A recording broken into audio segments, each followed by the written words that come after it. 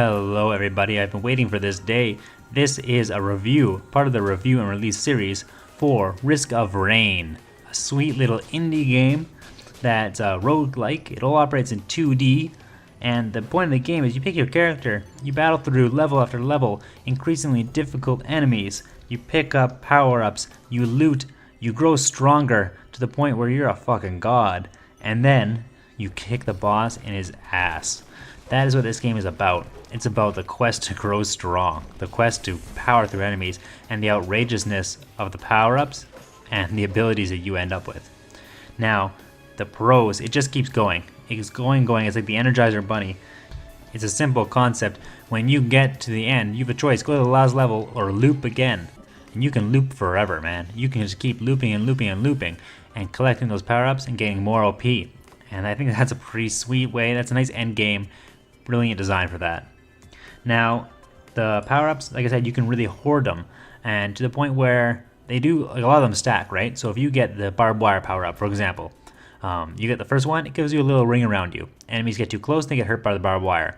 After I picked up like 20 of those, you got a nuts ring of barbed wire. It's like huge, it's massive, and it hurts everything within that ring. A lot of power-ups stack like that, right? Double jump power-up. The light feather, the blue feather, whatever it is. You get it once, you double jump. You get it again, you triple jump. You get it again, you quadruple jump. And they stack like that. It's wicked. Sweet power-ups, and it really makes you want to keep looping around and keep playing the game. Now, the enemy, there's a good variation of them. When you start out, you're fighting the lizards, rock people, blah, blah, blah.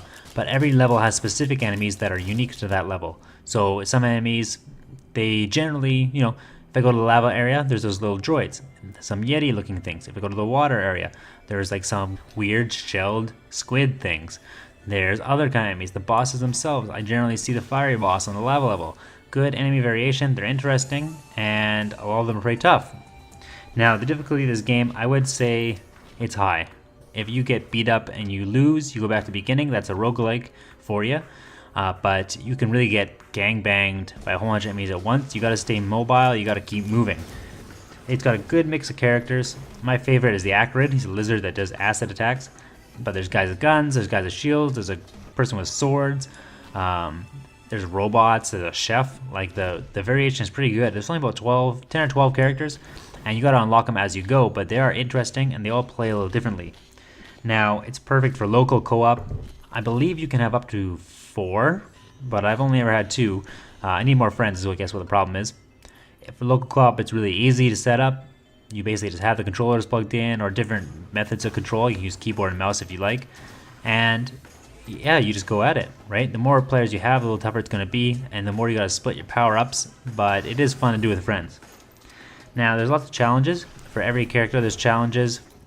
So for the chef, for example, I think there's a challenge to have about like 12 butcher knives at one time. They're like boomerangs. Simple challenges like that, but some of them are kind of hard to get. It keeps you busy. There's also loot to collect. There's artifacts that change the nature of the game, and you got to collect those as well. There's one for each level, so they'll keep you busy easily. Now, the late game is amazing. I was talking before about the power-ups.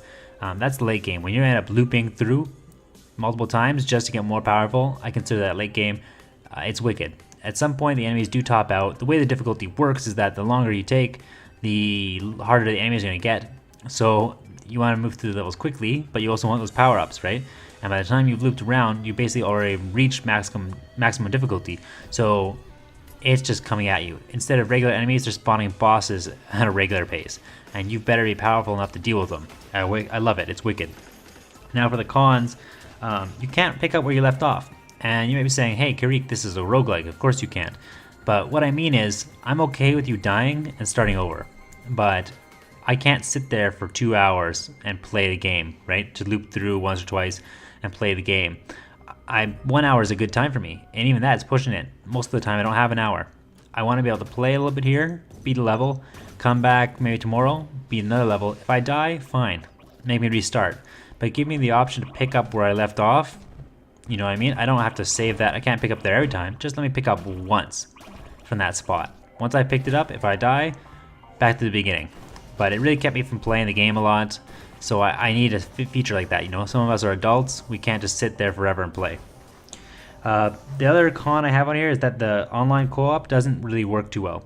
A lot of people have reported, and again, I haven't had the online co-op working for me, so I can't say because I don't have anybody to play with.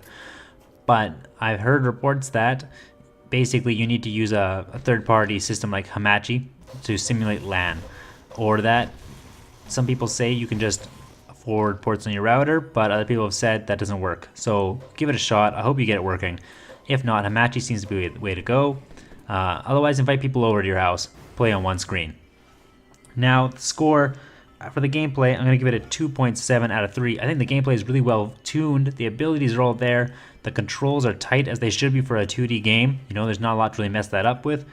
And there's plenty of excitement that comes with that gameplay. The reason I took away the 0.3 is that there's nothing clearly designed for the UI. I think the UI is kind of bad. What really irks me is when I'm taking damage. So you do have a health bar, but it's always at the bottom of the screen, and depending on how big your resolution is, how far you're zoomed out, you can barely see it sometimes. So I really gotta know if I'm taking damage. Give me a flash, give me a little symbol or something over my head, so I know I gotta get the hell out of there. It's not a good situation. For the addiction, I'm gonna give it a 0.5 out of 2. I'm sorry, Risk of Rain. It really comes down to that I can't pick it up where I left off kind of thing. I would love to play it a lot, but I can't.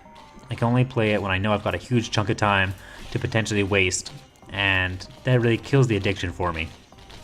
For the reliability, I haven't had any problems personally, no matter what people say online, so I'm going to give it a 1 out of 1. For the atmosphere, I think, especially the soundtrack. I love the soundtrack in this game. It suits it so much. It's eerie at times, it's pumpy-uppy at times, and it really works. The backgrounds are beautifully designed, all the art is nice. I'm going to give it a 1.5 out of 2. Atmosphere really fits for this game. Really impressive, because considering I think it was just one guy who made it. Finally, the replay value. There is replay value there with the achievements, with the challenges, with unlocking characters and artifacts. It's not a ton, but there is replay value in order to grind those things. I'm going to give it a 1 out of 2 as far as that goes. That means the total score is a weird one. It's a 6.7 out of 10. Pretty reputable for an indie game. For considering one guy made it, I think it's just the one dude. It's his own game. So congratulations to him. I really hope he makes more in the future. I don't know if that's the thing he ended up going into, or if that was just a project he did at home, but I really applaud him. Check it out, guys. It's super cheap. It's a wicked game. You'll get a lot of enjoyment out of it for the price. So this is Kiereek here. Go watch some more videos. Check out my gameplay video. And have yourselves a great day.